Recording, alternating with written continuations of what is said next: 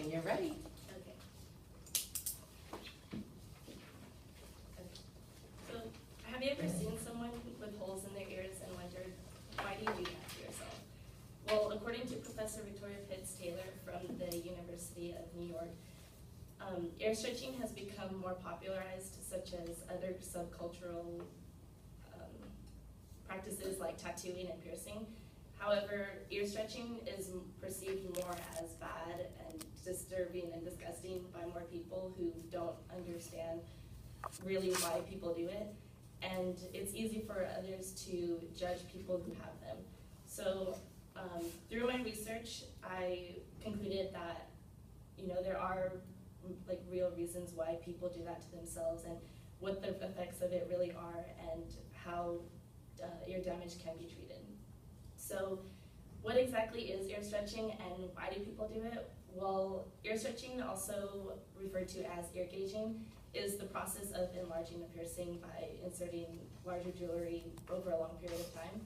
And according to an article in BBC News, the journalist Caroline McClatchy mentioned that ear stretching has been around for thousands of years and it's actually still part of some cultures in Thailand and Ethiopia. But for many cases nowadays, people aren't stretching for religious or cultural purposes. It's more of a lifestyle, and like tattoos, it's a way to express yourself.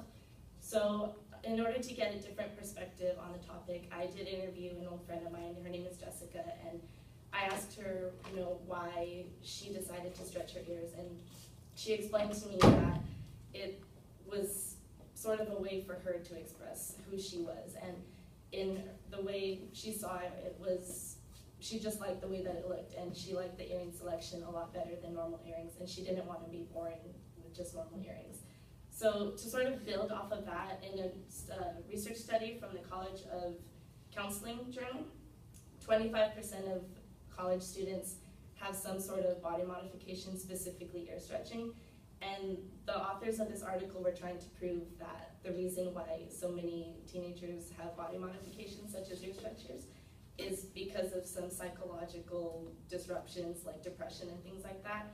But what they did end up concluding was that it's simply just a cultural norm in our society now, and it's just becoming more and more popular. So now that you understand sort of why people do it and what it is, have you ever wondered how it may affect other people?